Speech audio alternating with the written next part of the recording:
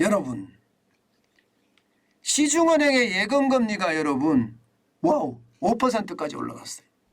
5%. 그러면 예를 들어서 1억을 집어넣으면 어떻게 될까? 1억을 예금을 하면 연 500만 원을 준다는 이야기죠. 연 500만 원. 자, 여러분 이거 한번 보세요. 농협은행 1년 만기입니다. 1년 만기 정기예금 금리가 5.1%입니다. 1억을 넣으면 510만 원을 준다는 이야기죠. 1년에. 물론 여기서 15.4%라는 소득세를 제외해야 되겠죠. 소득세를 제외해야 되겠지만 그래도 510만 원이라는 돈은 적지 않은 돈이잖아요. 굉장히 높은 돈이잖아요. 만약에 10억을 넣어놓으면요. 5천만 원이 5,100만 원이 된다는 이야기잖아요. 10억을 넣어놓으면. 그러면 여러분 10억을 넣어놓고 과거에 우리가 이자 생활자라는 이야기 제가 기자 처음 할 때 진짜 좀 많이 들었거든요. 쉽게 말하면 은행에다 현금 10억을 넣어놓고 이자가 올라가는 대로 이자를 받으면서 내가 생활하는 노후를 즐기는 그런 사람들이 있었는데 그렇게 된다는 뜻이에요. 그렇게 된다는 뜻. 야 이거 여러분 앞으로 이게 고금리가 계속되면 진짜 좋은 이자 생활자가 될 것 같습니다. 그동안 말입니다. 60대 70대 하시는 분들 참 힘들었거든요.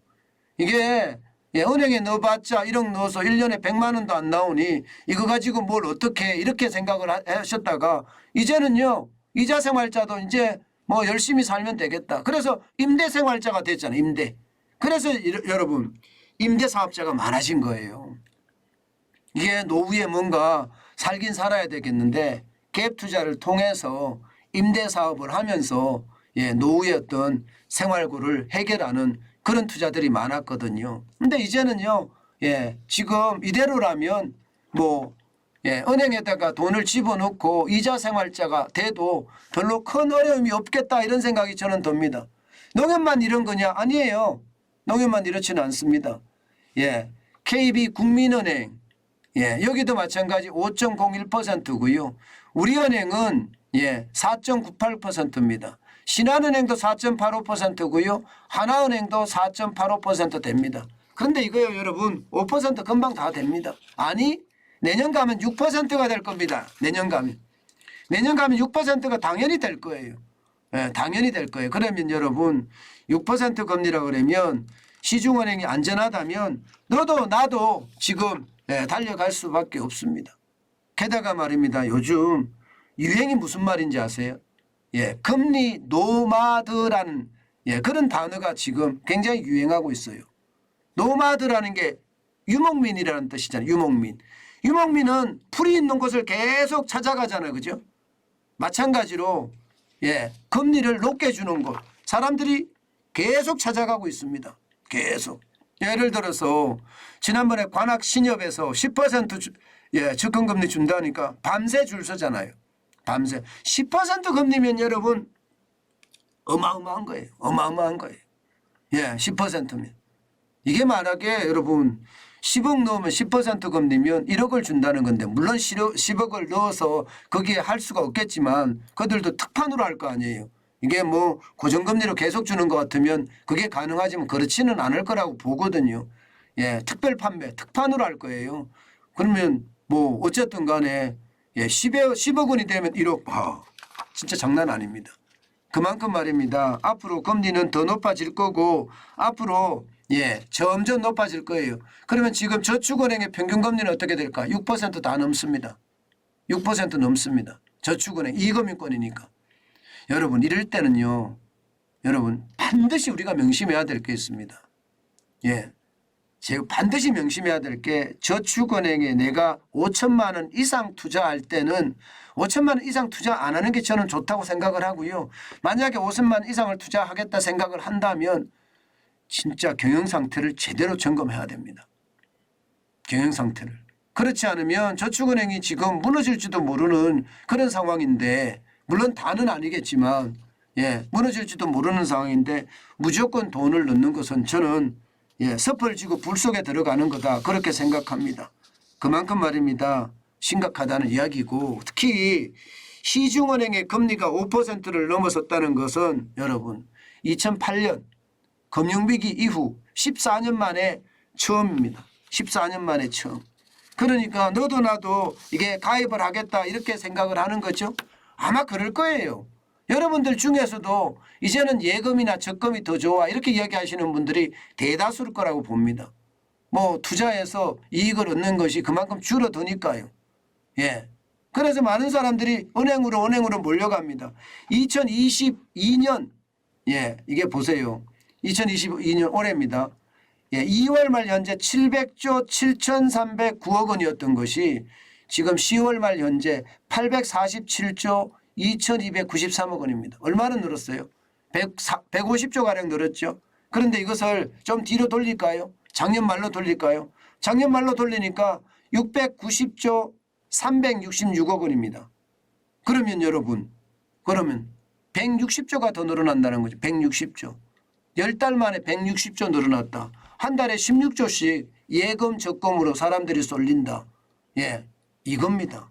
그럴 수밖에 없는 게 이자를 많이 주니까 이자가 500만 원이면 적은 숫자가 아니잖아요. 그러니까 영문이 무브라고 이야기하나요? 그런 상황이 지금 계속된다 이런 얘기고요. 게다가 말입니다. 더 심각한 것은 방망이를 짧게 잡는다는 거예요. 1년짜리 들기도 부담스러워합니다. 전부 다. 왜냐하면 금리가 계속 올라갈 거니까. 언제까지? 금리가 언제까지 올라갈까요, 여러분? 그게 중요합니다. 우리에게는요.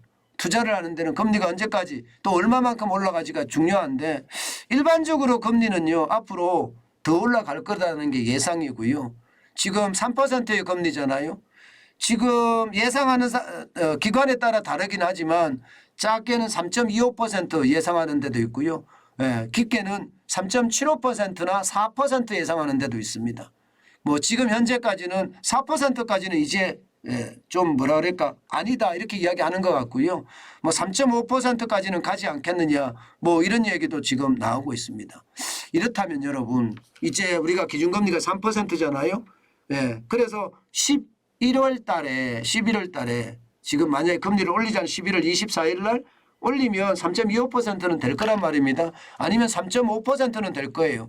저는 시장의 상황에 따라 굉장히 달라질 수가 있기 때문에 빅스텝이라는 0.5%를 올릴런지 아니면 0.25%라는 베이비 스텝을 단행을 할런지 정확하게 예측할 수는 없지만 현재까지는 또 베이비 스텝으로 간다는 게 일반적인 시장의 예측입니다. 예, 그런 상황을 두고 본다면 여러분 우리 금리 인상은 거의 막바지에 와 간다 이런 생각도 듭니다. 뭐 일반적으로는 내년 1월까지 인상을 하고 좀 더 가서 내년 2월까지는 인상하지 않겠느냐 0.25%인지 그래서 3.75%가 되지 않겠느냐 그렇게 예상을 했지만 시장은 아직까지 어떻게 될지는 좀 물음표로 남겨두는 모양새고요. 더더욱 중요한 것은 11월에 소비자 물가지수가 아마 좌우를 하지 않을까 그렇게 예측해 봅니다. 분명한 것은 금리 인상에 이제 피벗이라고 하나요? 정책 전환이라고 해야 되나요? 이제 계속해서 올리지 않고 뭔가 동결시키든가 아니면 뭐 하락시킨다는 이야기는 아예 안 나오는데요. 동결까지는 나오는데 동결까지 나온다면 이것은요. 이제는 우리가 뭔가 선회를 할 수 있는 방법이다. 우리도 선회를 해야 된다.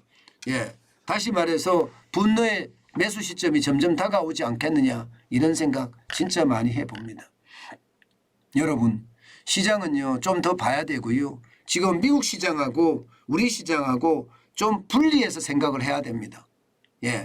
옛날처럼 동조화로 같이 갈 거다 하는 생각에서 우리가 부채가 너무 많기 때문에 또 한미 금리 차가 지금 계속 나고 있기 때문에 좀 분리해서 경제를 좀 분석해 볼 수 있는 그런 필요가 있지 않을까 저는 그런 생각 요즘은 진짜 많이 합니다.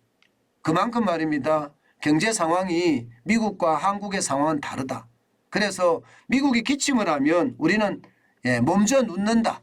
뭐 그렇게까지 저는 생각을 하거든요. 그렇기 때문에 시장을 예의주시하는 거 반드시 저는 필요하다고 생각합니다.